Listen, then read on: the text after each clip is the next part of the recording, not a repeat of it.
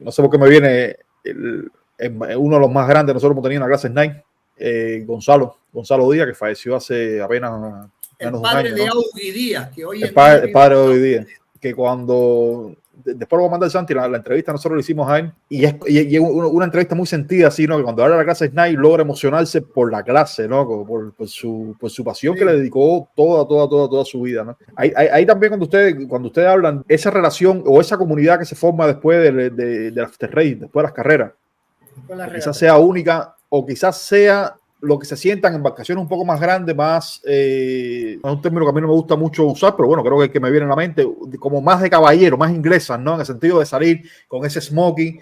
No es lo que pasa. El Snide, de una forma u otra, mantiene esa tradición también de salir a esas, después de regata, de lo mejor vestido que puedan, como si fuera todo una actividad protocolar, ¿no? Sí. Y nosotros quizás que somos un poco más playeros, vamos a decirlo así, que no estamos habituados a esas costumbres, ¿no? A veces nos resulta un poco contrastante, ¿no? Decir, bueno, si estamos saliendo del agua con agua salada, ¿por qué tenemos que salir a correr, a vestirnos bien para poder compartir una cena? Si al final lo que queremos es tomarnos, no sé, unos tragos y estar en una cantina como si fuéramos marineros, ¿no? Sí, y muchas de las personas mayores nos dicen, no, el Snide tiene el espíritu del Snide, de la clase de Snide, tiene ese clasismo, ¿no? Y es fuerte entenderlo, pero realmente cuando lo escuchamos a ustedes, uno logra entender que no estamos hablando de una simple regata de marineros, de que vamos a caernos a historias marinas, ¿no? Después de haber llegado de la pesca, ¿no? Sino es que estamos regateando, estamos compartiendo otro momento más. Es que la imagen habla más que 1000 palabras, amigo. Y la imagen de una entrega de trofeos señorial como las que vivimos Rafael y yo, aquello era después a continuación de esa entrega de trofeos, esos bailes con boleros, con pianistas tocando piano, las señoras, los caballeros con su chaqueta azul y el escudo de la Esira o el escudo de Real Club Náutico. Eso hay que vivirlo, ¿eh? Eso hoy llega y en cholas y en bañador recoges el trofeo. Con todo mi respeto, yo lo acepto y no pasa nada. Pero yo puedo decir que yo he vivido las dos cosas. Aquella, la de los boleros y chaqueta azul, y la de recoger el trofeo en el paradero. ¿Y te gusta como he vivido las dos, hablo con admiración de una y hablo con admiración de la otra. Pero el recuerdo que me queda no es la del playero que recoge el trofeo aquí en el paradero del club. Me queda el ver a Sergio Patuta con un micro, hoy Tony Arias muerto de risa viéndolo cantar una canción de Frank Sinatra. ¿Entiendes? Sueños de la noche y tal. Yo era un chaval, joven, un niño de 11, 12 años, pero lo viví, amigo. Y eso no se me olvida en la vida. Yo me moriré con ese buen recuerdo. Y ver a Pepe Fernández y su señora, a Coco Bereito, todos esos señores ya están fallecidos. Pepe Fernández tiene una anécdota. Fernando Jiménez era el presidente del club. Fernando Jiménez era un señor, era el presidente del Cabildo. Y venir todos esos realistas de la península, todos también se uniformaban. Y claro, y tú ves aquello, Félix Cancedo con su chaqueta y corbata y su esposa malagueña, eso se te queda en el recuerdo, eso no se olvida. Podemos hablar de puesta a punto, podemos hablar de regata, de viraje en la proa, pero la clase Snide tiene otra vida, y la vida es la social. Y la social, y yo recuerdo cuando llegamos de la regata, Rafael y yo, siempre había como quedábamos en la barra y nos tomábamos una cerveza hablando, un refresco y tal, hablando de cómo fue la regata y tal. Unos venían más cabreados, otros más alegres. Pero al final todos terminábamos siempre muertos de risa, arriba, en la barra del club. ¿Tú puedes creer que la flota de Snide de Las Palmas todavía, cuando terminan de regatear, se van a la barra o de la piscina o de arriba? Da lo mismo, la que más cerca le quede. Si el bar de la piscina está cerrado, se van arriba a la terraza y se reúnen para tomarse la cervecita, para hablar, para comentar, para compartir. Están toda la semana trabajando, coño. Se ven un rato envergando en el agua y tal. Ahora lo que hace falta es, pues, un poco compartir, sociabilizar. Es el fundamento de un club. ¿Qué es un club? Reunir a gente que tiene la misma afición y compartir. Y si es regata, pues mucho más. Reconocido por muchos alrededor del mundo, la comunidad de Snide de España y la de Canarias es de las más unidas, de las más organizadas, de las que mejores regatas organizan. de los que más participantes tienen en cualquier regata de club. Ustedes tienen una flota considerable, ¿no? Que en un evento regional pudiera ser realmente la participación de todos los países juntos, ¿no? Es lo que te iba a decir, somos islas y vamos sacando tal, pero cuando hacemos un regional, vienen de Tenerife, vienen de Lanzarote, vienen de Gran Canaria, solamente. Se monta un regatón, ¿eh? Se monta un regatón. O van a Tenerife y van todos también. Viven la pasión con intensidad, sin embargo, se demoraron bastante en un campeón mundial. Cuando te digo de la isla de Canarias, ¿no? Pero, ¿a qué se debe eso? Mira, el que más cerca estuvo fue Gustavo, con Felipe Linares. Felipe Linares fue el primer tripulante que tuvo Gustavo y yo creo que hacían mejor tándem como tripulante Felipe, porque Gustavo, al no ser muy alto y fuerte, era más delgadito en aquel entonces, y Felipe ser alto, delgado y corpulento, Gustavo iba más, sufría menos en la banda y se centraba más en lo que era la competición, la velocidad del barco. Y estuvo a esto de ganarlo, quedó subcampeón del mundo. Y leyendo un artículo de Jorge Janer, que fue campeón de Europa y campeón de España, es muy conocido, Jorge Janer, en el mundo del SNAI. A él le pasó lo mismo, no sé si fue en Japón, él contó un artículo precioso en Facebook, hablando por qué perdieron el Mundial, cuando en la última prueba van primero la general, y perdieron el Mundial en la última prueba. Y él decía, en España en aquel entonces no se trabajaba la psicología, es decir, el mentalizarte de que ibas a ganar el Mundial, sino lo intentabas a base de esfuerzo, de dedicación, pero no mental. Nos faltaba, y a Gustavo y a Felipe les faltó quizás ir a ese campeonato con mentalidad de campeón. Ellos fueron con mentalidad de que lo iban a hacer bien, pero no contaban de que podían haber ganado el Mundial. Y Felipe y Guti hacían un tándem de tripulación extraordinaria. Rafa, el hermano, el problema que tiene es que es más bajo de estatura. Entonces, cuando hay unas condiciones meteorológicas un poco adversas, hombres como Alfredo y demás, que son unos leños, le pasan factura, ¿no? Y lo hacen todo a base de trimar el barco y trabajar el barco y terminan reventados. Y no hemos tenido nunca un mundial de SNAI. Y yo te digo una cosa, y en esta conversación va a quedar grabada. Guti y Rafael en Argentina lo van a intentar. Fíjate lo que te estoy diciendo, lo van a intentar. Porque yo veo a Guti y a Rafael con hambre de ganar ese mundial. Y lo van a intentar. Yo no sé si lo ganarán o no. Yo se lo dije en el paradero el otro día, porque sacamos incluso la conversación de Santi Langer, que igual participa también en ese mundial y todo el mundo se caga todo cuando habla del Santi Langer. Y Guti y Rafa me decían, coño, pero es que sí va a estar Santi Langer y tal. Y yo hago una labor con ellos yo estoy convencido que son los mejores. Igual me equivoco, a lo mejor no son los mejores. Y yo siempre hablo con Rafa y con Guti y digo, el problema es que ustedes no se creen que son los mejores. Y ustedes son los mejores. Y no porque lo diga yo, es que lo han demostrado en el agua. Ustedes se han enfrentado a los mejores y han llegado a ser segundo del mundo, campeón de Europa varias veces y campeón de España varias veces. Y han ganado todos los dos. 2 veces claro, son campeones. Entonces, ellos tienen ahora una edad en que si es ahora o nunca.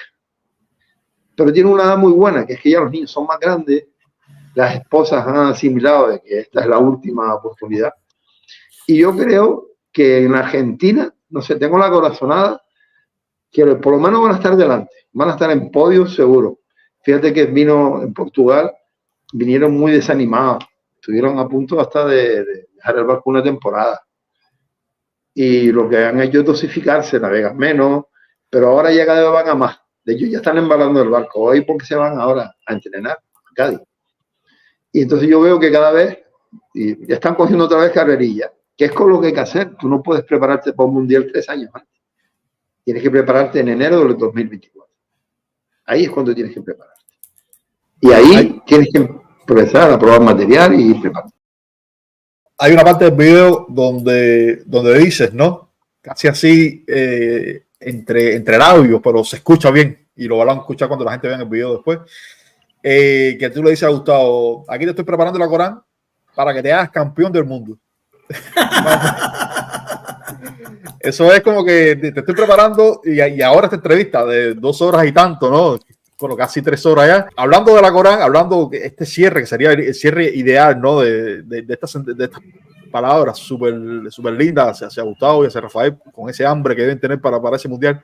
Y con el Corán es como el cierre, ¿no? Quiere decir que quizás esa Corán lo que venga también es a dar el golpe de simbolismo de aquí te he dado un barco también que de 40 años que... Como los brasileños, con un barco viejo ganan un mundial.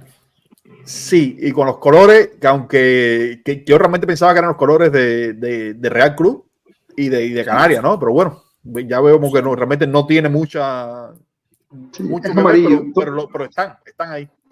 Todo lo amarillo se identifica con lo canario. El plátano canario es amarillo. Entonces, sí. Plátano, amarillo, bandera y Unión Deportiva Las Palmas Fútbol, amarillo. Ellos, quieran o no, identifican el amarillo con un sentimiento.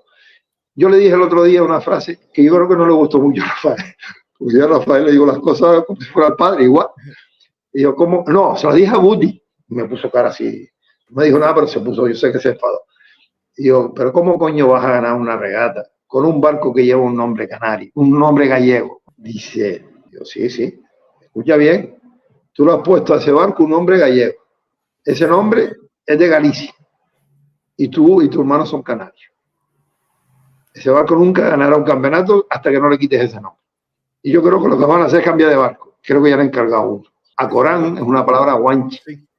Nuestros antepasados, los que se enfrentaron a los invasores, significa Dios en guanche. Es una forma de tú tener un sentimiento.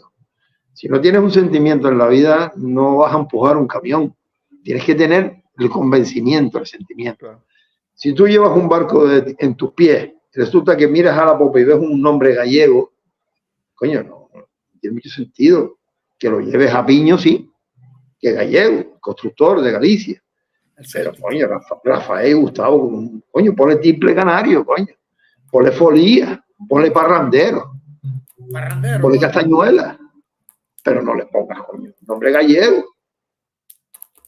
Y a Gustavo, a Rafael no. Rafael es más cañón. Pero a Gustavo no le gustó mucho. Pero bueno, ya le he encargado un barco nuevo y eso ya sé que el próximo barco no se va a llevar un nombre gallego. A la hora de escoger el nombre de un barco, que sabemos que en la tradición marinera, y quizás iba a la pregunta al SNAI si se mantiene, es como escoger el nombre de un hijo también, ¿no? Se piensa, se reflexiona, es como un tributo es como un ritual, más que un tributo es un ritual. ¿Usted le escoge el nombre de Corán a ese barco? ¿Fue usted que lo escogió en aquel tiempo? Yo cogí el diccionario Guanche con mi novia en aquel entonces y empezamos a mirar palabras guanche y nos gustó mucho esta palabra, Corán, y ponía el significado al lado. Yo soy una persona creyente. Todos los domingos del mundo me levanto a las 8, aunque haya salido de parranda, y pongo la COPE para oír misa, la misa de las 8 de los domingos. Eso no lo sabe mucha gente. Yo no voy a la iglesia, sino voy de vez en cuando, me meto yo allí en la sacristía y hablo yo solito con Dios. Pero sí que oigo misa todos los domingos por la radio de la COPE. Soy creyente.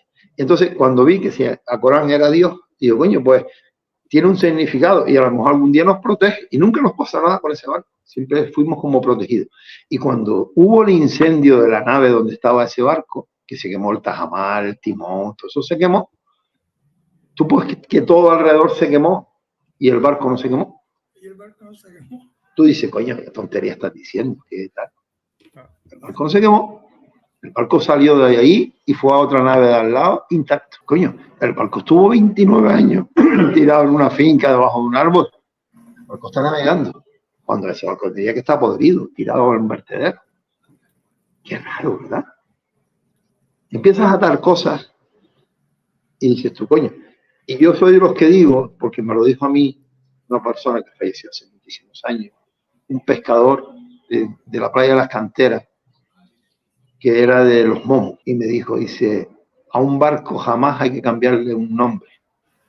Cuando tú compras un barco no le puedes cambiar el nombre, aunque no te guste el nombre. Si le cambias el nombre a un barco, es mala suerte y tendrás un percance.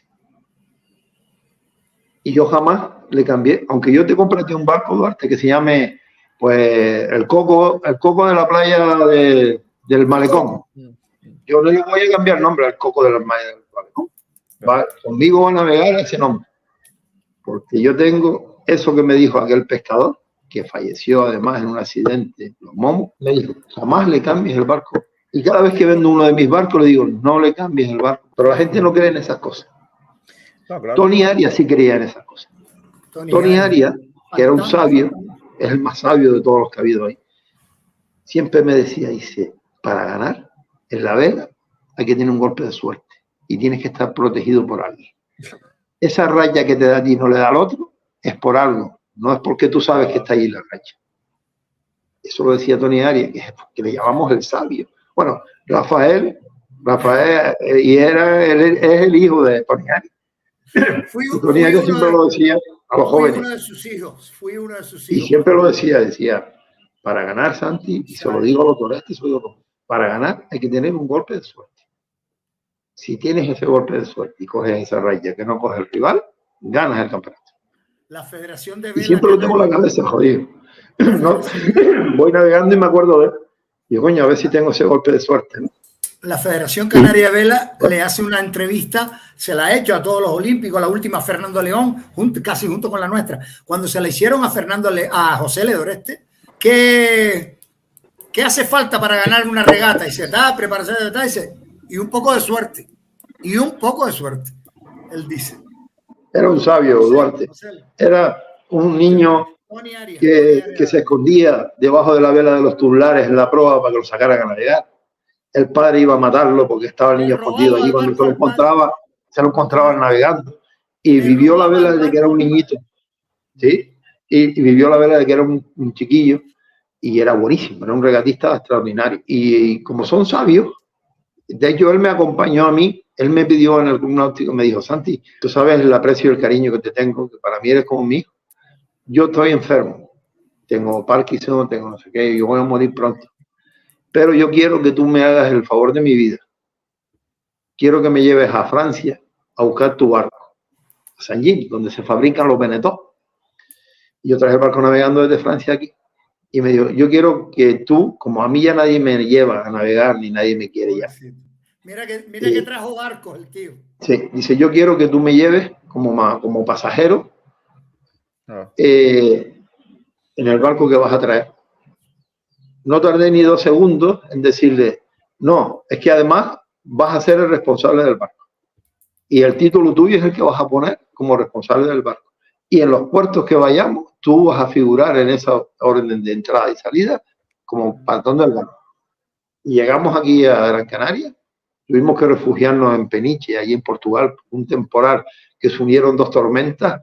De hecho, los pesqueros tuvieron que dejar de pescar y ponerse al pairo, porque aquello era innavegable. O sea, cuando se mete allí en la costa de Portugal o en las Azores, aquello es de las zonas más peligrosas del mundo, que es donde están atacando las orcas ahora. Pues allí tuvimos que refugiarnos en un puerto de Portugal, se llama el puerto de Peniche, que era casualmente el puerto mayor de pescadores que hay en Portugal. Y atracamos allí y pasamos la noche ahí. Y Tony Arias, cuando llegamos aquí, se abrazó a mí y me dijo, agradecido de por vida, Santi, agradecido de por vida. Y cuando iba al club náutico y me lo encontraba allí, siempre me decía, Santi, gracias, Santi, por traerme. Y después falleció a los años, no muchos años falleció. Pero digo que estas son historias que a mí me gusta recordarlas porque vienen de atrás, de los antepasados.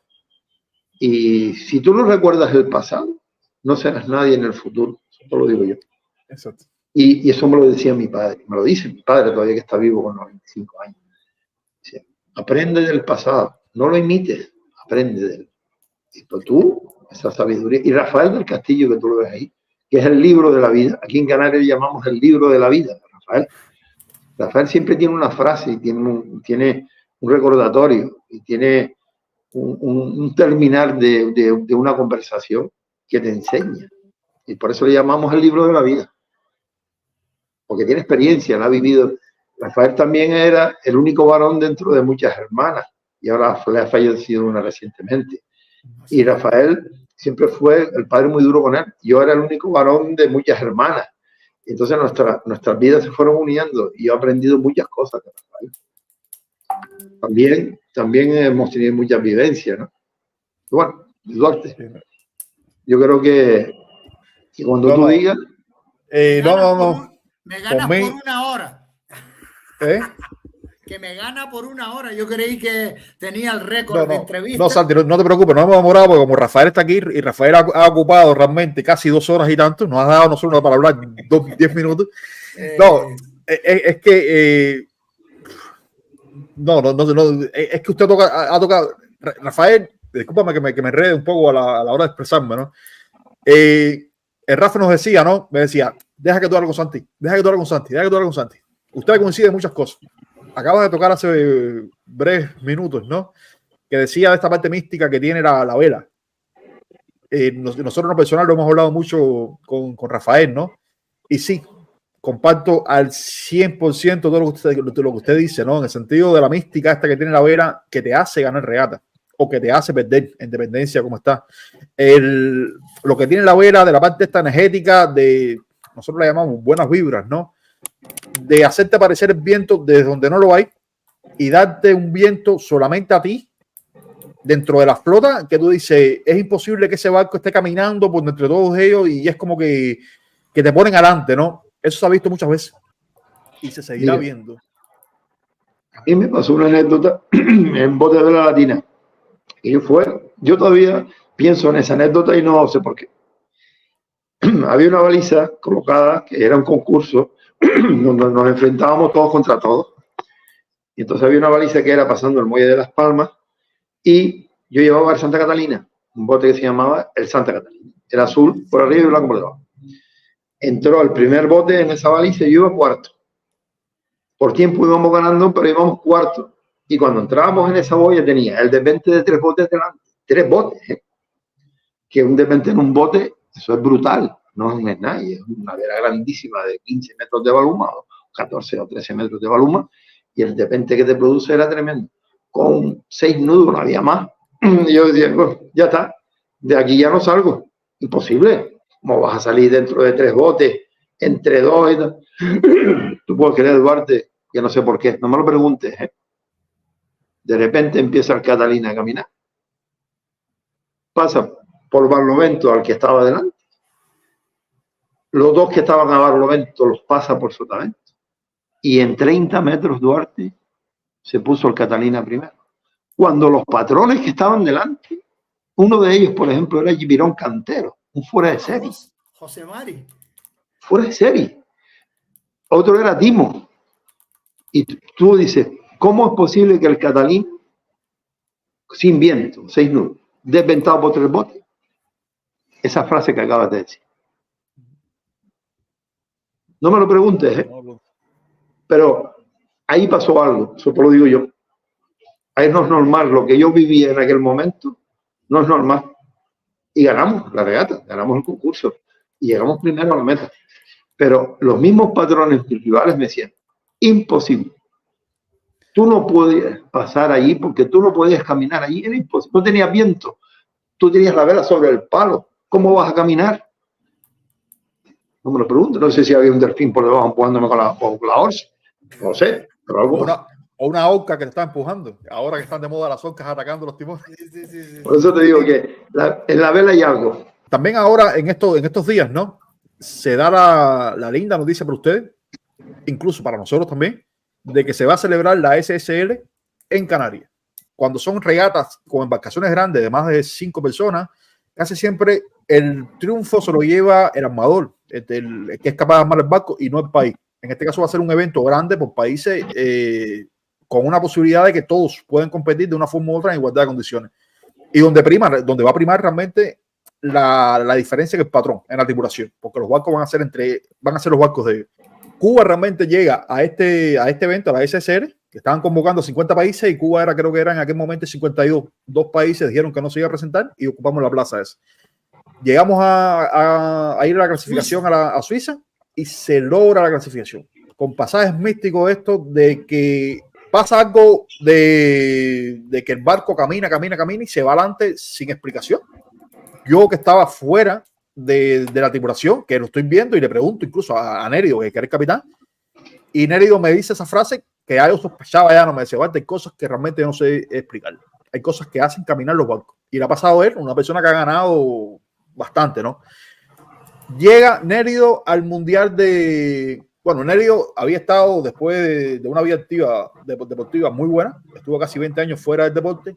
Se reintegra. Uno de los primeros eventos que tiene es la SSR. Logra clasificar a la próxima etapa. Va prácticamente, milagrosamente también a participar en el Mundial de Cascais. Y ahí aparece también otro evento también. En comunicación dice que él iba a ir con el barco que le prestara.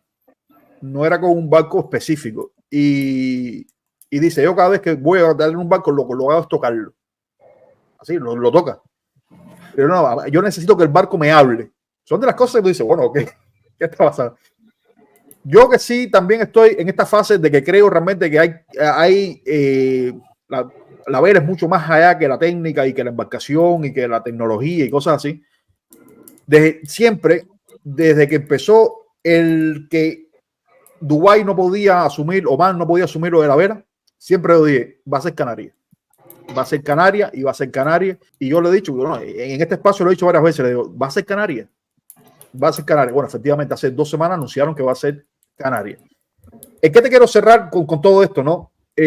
Ahora recordando, me viene un flashazo también, y la palabra Acorán. Hay una palabra muy parecida en el vocabulario que nosotros hemos recibido también de África, ¿no? Sí. En el caso de Cuba, que es Acocán.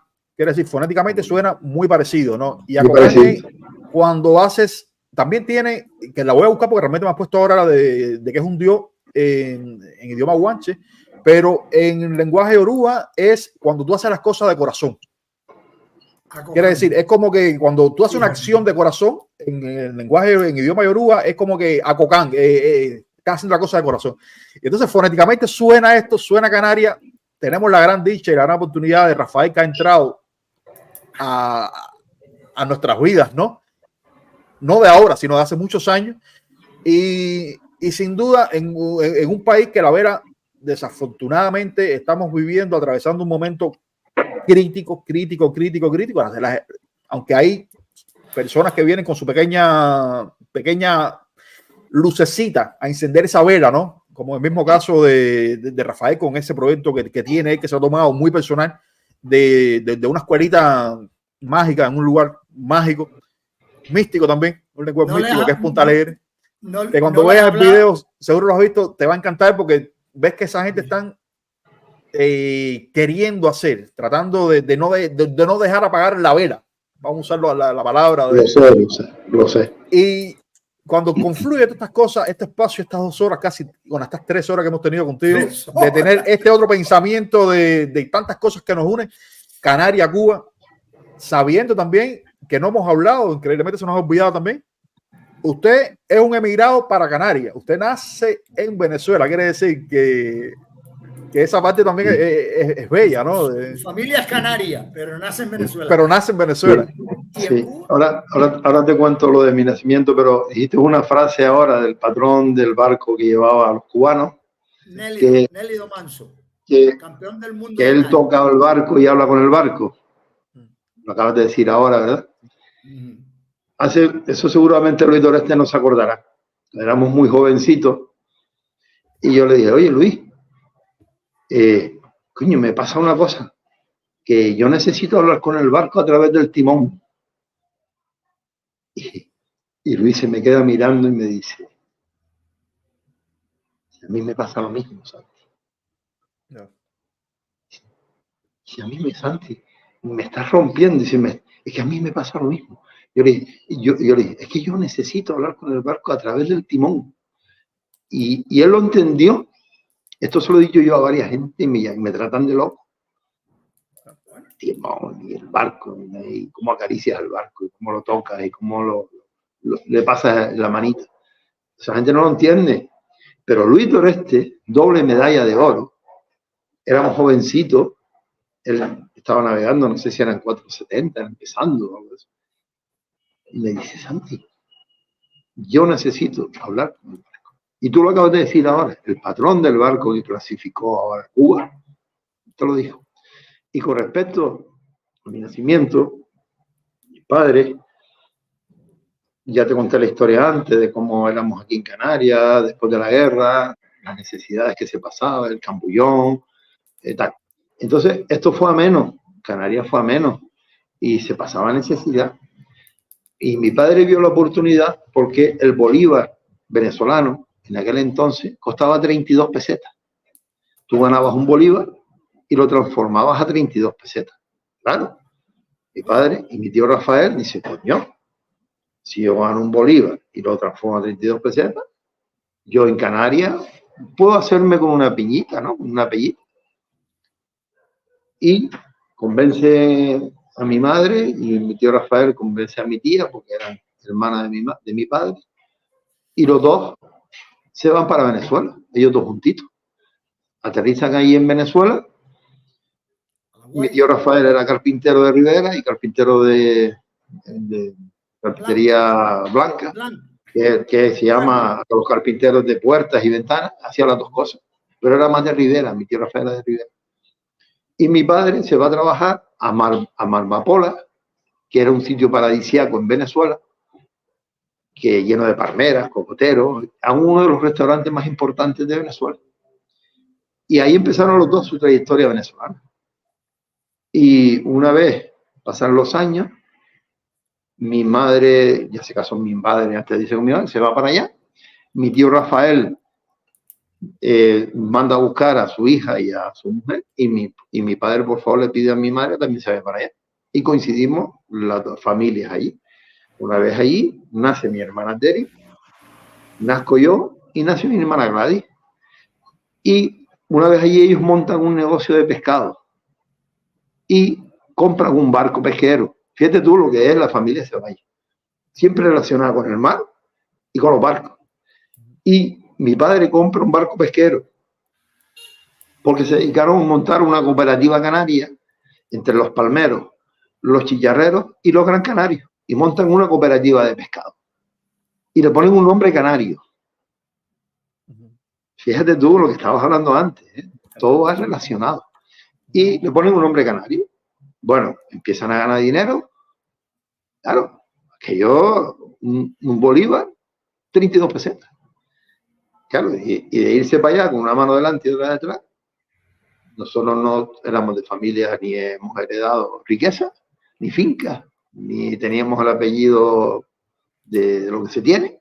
Lo tiene famoso. Y empieza que el hombre trabaja con mi padre allí, muchachos, empiezan los dos a salir para adelante, y gracias a Dios hicieron una pellita y fueron saliendo. Y mi padre, ellos le llamaban la góndola le llaman los sudamericanos, a los trailers grandes, a los camiones grandes, le llaman góndola. Gandola.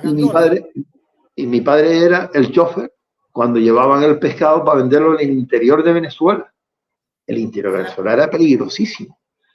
Allí se mataba a la gente, porque no había ley. La ley era en Caracas, en La Guaira, en los sitios importantes de Venezuela. Mi padre, pues, con ese camión por ahí para allá, y cada vez que pasaban por un puente, tanto ahí de venida, los disparos en la cabina del camión. Tú puedes creer que no se rindió nunca, ni él ni mi tío Rafael, porque el pescado en el interior de Venezuela costaba 3 veces lo que se vendía en Caracas y en La Guaira. Y ahí se creó la familia nuestra, por eso nacimos en Venezuela.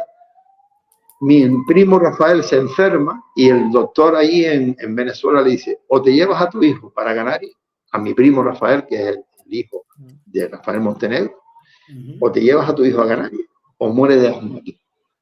Entonces tuvieron que vender su negocio ahí, la cooperativa que tenían, se vinieron a Canarias, montaron sus negocios y de irse con una mano delante y otra detrás, han vivido toda una vida pues con un plato de comida en la mesa, como digo yo, y un techo donde dormir. Y esa es la historia mía, heredada de mi padre y mi madre con un esfuerzo tremendo. Y el poder que ellos no tienen, una educación y una vivencia, y un náutico y un SNAI. Y esa es la vida. Y por eso es el yo nacer en Venezuela. Casualidad.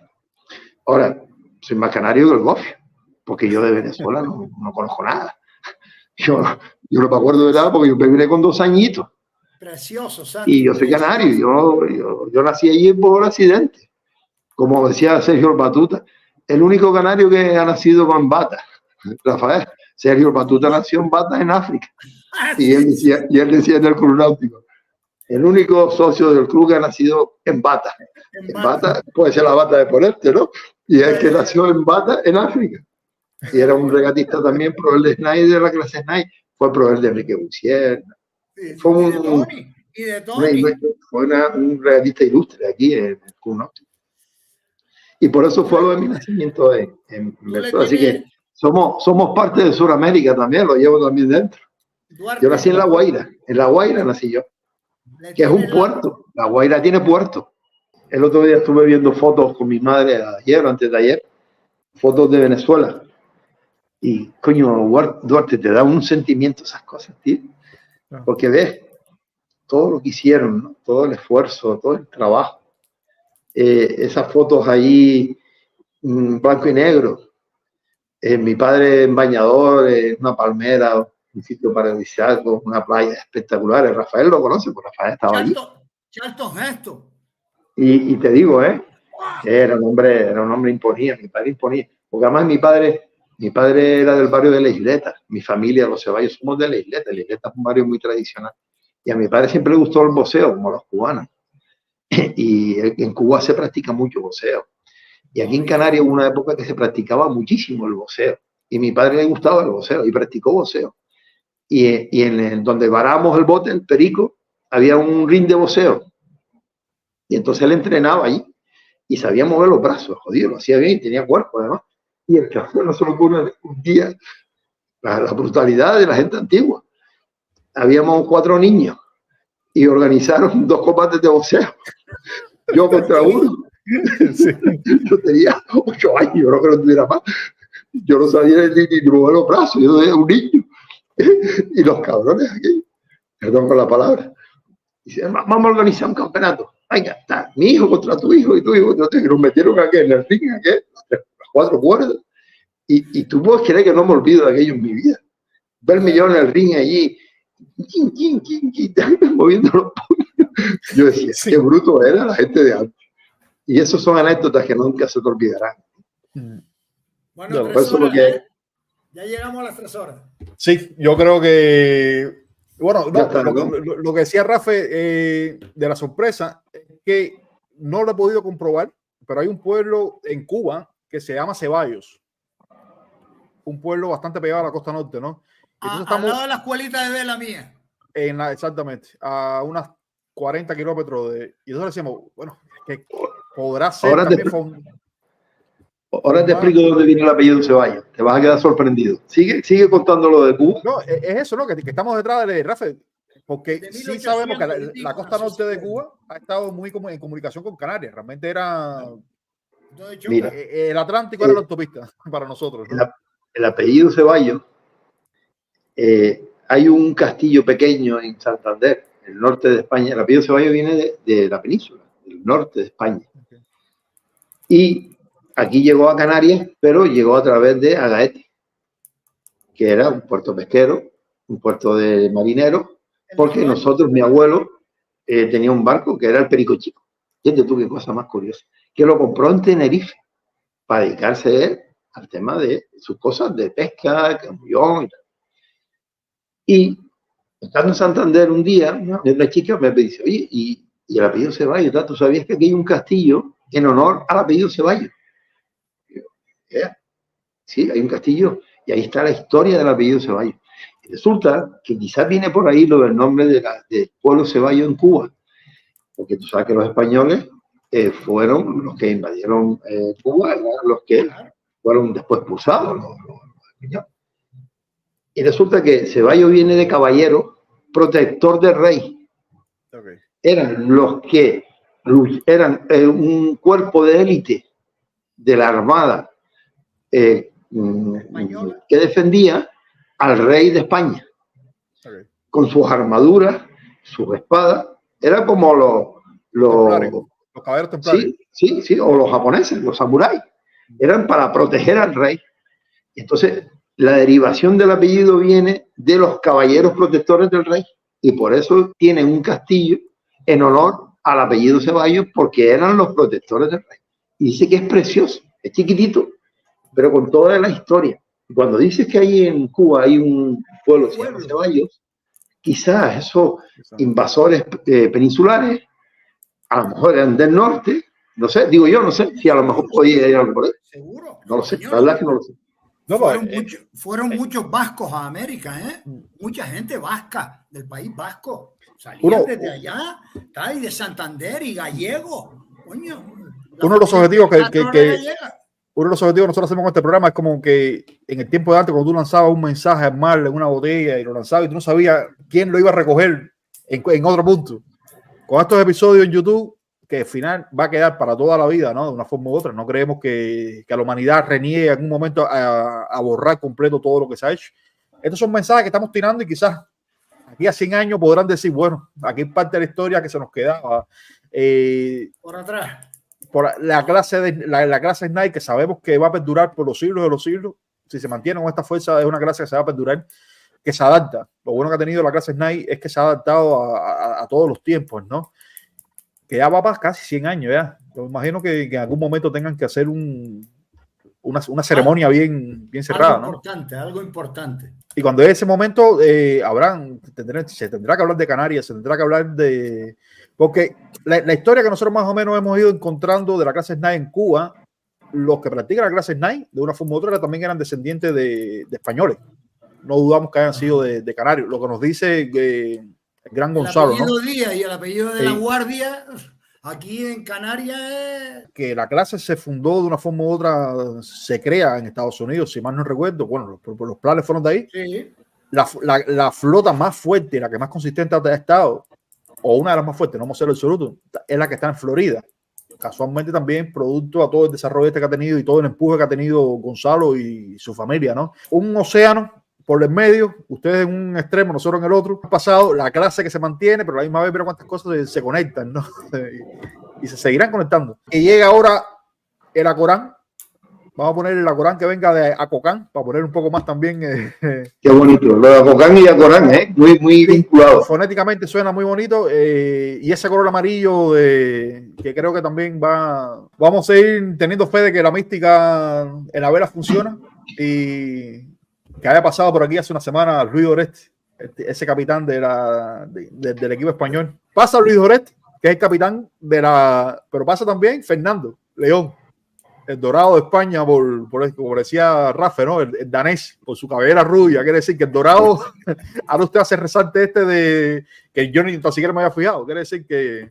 Ojalá tenga muchos seguidores, porque tocaremos el sentimiento de mucha gente. Y eso es bonito, ¿eh? Yo por lo menos lo veo así. Yo cuando veo entrevistas muy técnicas, ¿para qué me vas a enseñar cómo se cierra una balón? Háblame de la vida, ¿no? Háblame de tus experiencias, de cómo ganaste o perdiste una medalla, cómo tal. Lo demás. Y aquí en esta conversación, la aportación de los tres, yo creo que las generaciones posteriores que vienen pueden aprender cosas, ¿eh? Sobre todo del sentimiento de la vida, de la mística, de muchas cosas que hemos vivido los tres dentro de un barco.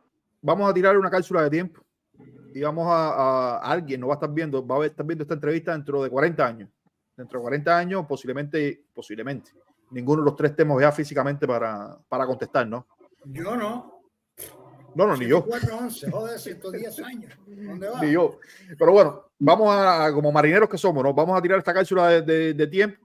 Santiago Ceballos, que tiene que decirle a ese que nos encontró en el año, estamos en 2023, en el año 2043, sobre la clase Snipe, sobre lo que usted quiera decir. A esa persona que dentro de 40 años vea esta entrevista, lo único que le pediría es que se emocione. Lo único, no le voy a dar ni consejos, ni cómo la tiene que oír. Lo único que le pediría es que están hablando tres personas que han vivido intensamente el mar, la competición y la experiencia de la vida, y que cuando la oiga, que sienta emoción. Nada más, no tengo que decir nada más. Y Rafa, ¿y usted? Esa cápsula de tiempo que usted tiraría, ¿qué diría? Un refrán que yo oí una vez, que escuché una vez, que decía: mis libros no serán quemados. Y la vida es vida toda la vida, valga la redundancia. Y hombre, como bien decía Santi, aprende del pasado, no lo imites, pero aprende de él. Forma parte de la vida. Y la vela, el deporte de la vela, para mí es el deporte más completo del mundo, porque no tienes que correr 110 o 100 metros en el mínimo tiempo y esperar a 4 años a que vuelvas a correr 100 metros. No tienes que jugar un partido de tenis y acatar. La vela es una pasión, un mundo, se desarrolla en un medio que no es el habitual del humano. Uno no es sirena, uno no es pescado, y lograr controlar al mar es porque lo respetas. Como tú no respetes al mar, el mar te trata como tú lo trates a él. Si tú lo tratas con cariño y con respeto, te va a dar mucho cariño, mucho respeto y muchas alegrías el mar. Como tú lo trates con displacencia y con arrogancia y con tal, tranquilo, que él te espera en el kilómetro 14 y cuando más falta te hace es cuando te tocan la espalda y te da una sorpresa que te vas a acordar Duarte, si no te da el final. Duarte, mi última aportación. Rafael acaba de decir una palabra que la decía mucho mi abuelo, en paz descanse. Me decía Santi, porque él me llevaba de la mano a ver las regatas de botes de Vela Latina, cuando mi padre y mi tío iban dentro del Perico. Y me decía, Santi, nunca le tengas miedo al mar, pero denle todo el respeto del mundo. ¿Sabes dónde murió mi abuelo?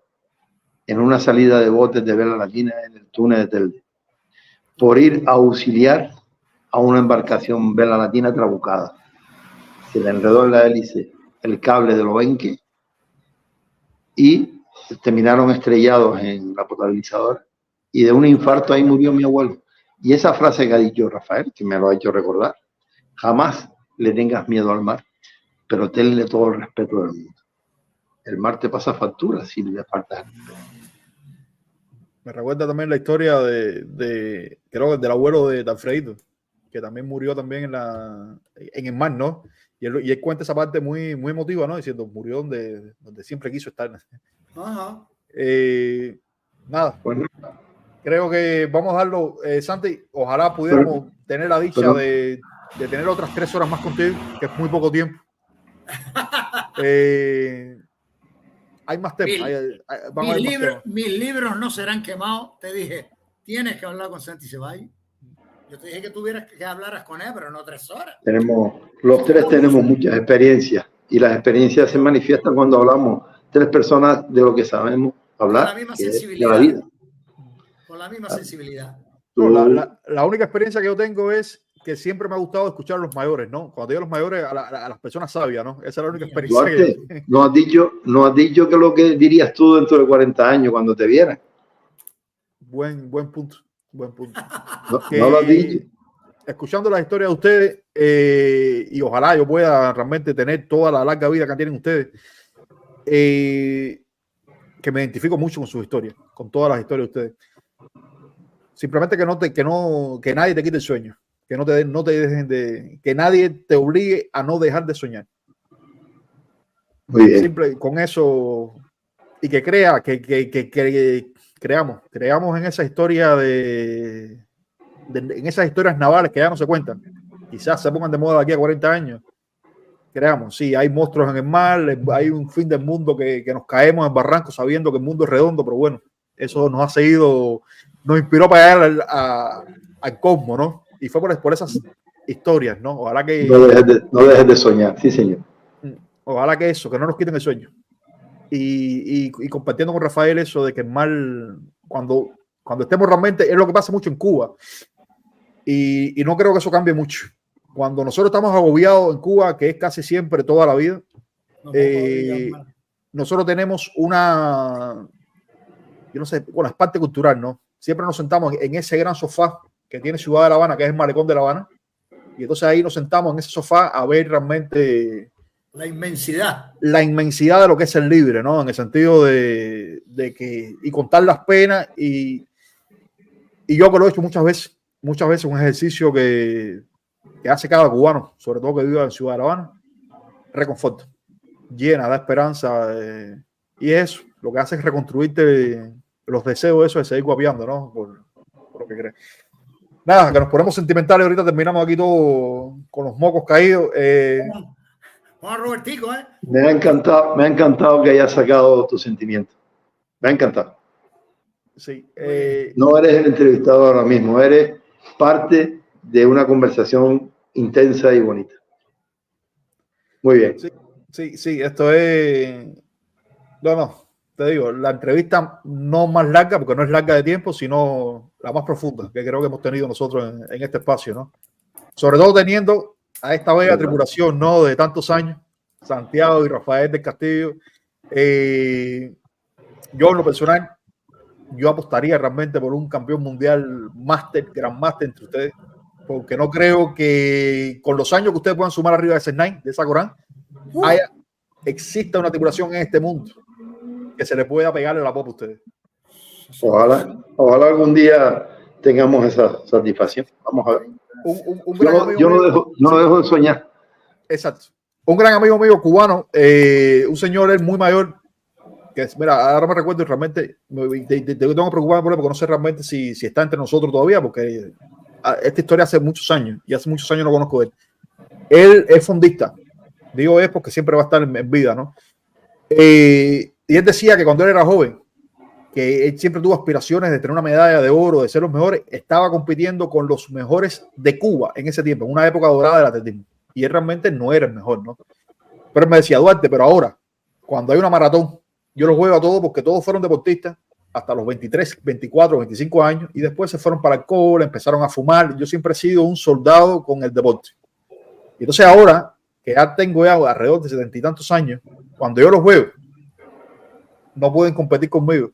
Quiere decir que yo soy mejor porque llevo 20 años ganándole en las maratones y ellos me ganaron los 3 años que yo no pude, pero yo en los últimos 20 años ganando yo las maratones en mi tiempo, que es el mismo de ellos.